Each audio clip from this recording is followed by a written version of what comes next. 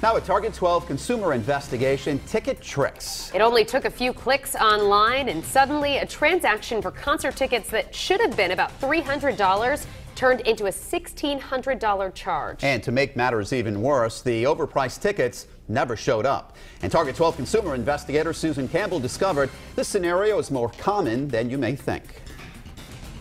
Lynn O'Neill says she feels like she was robbed, and she's frustrated that there's no way to get her money back. It's one of the hottest tickets of the summer. 21 Pilots concerts are sold out across the country. Lynn O'Neill's daughter begged her parents for tickets months ago.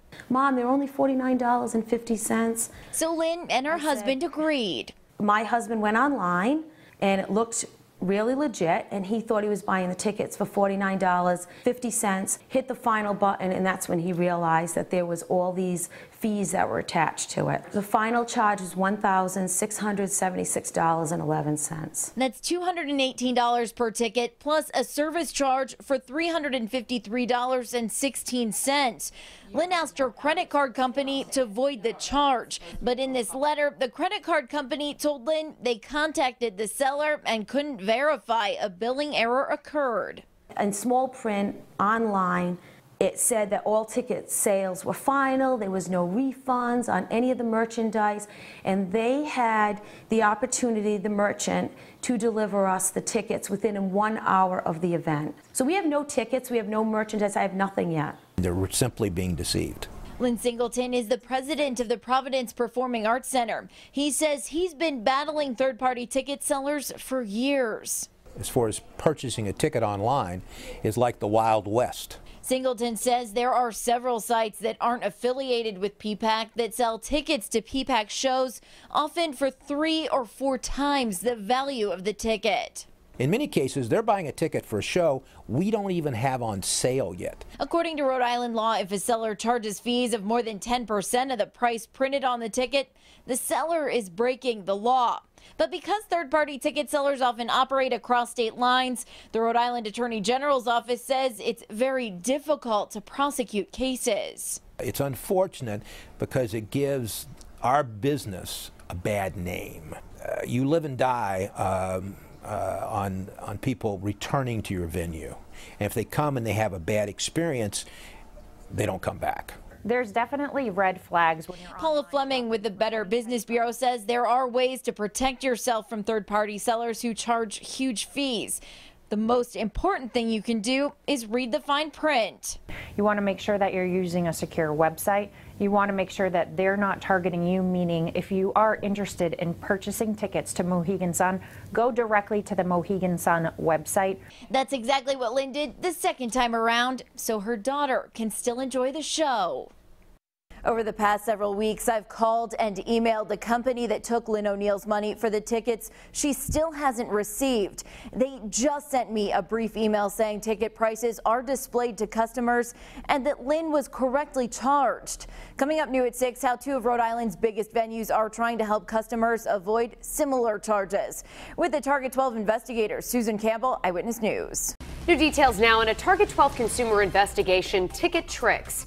At 5, we told you about a local mom who was charged more than $1,000 over face value for concert tickets she never even received. And new at 6 tonight, we take a look at how some of Rhode Island's most popular venues are working to protect you from third-party vendors that they say are deceiving customers. Target 12 consumer investigator Susan Campbell has the details.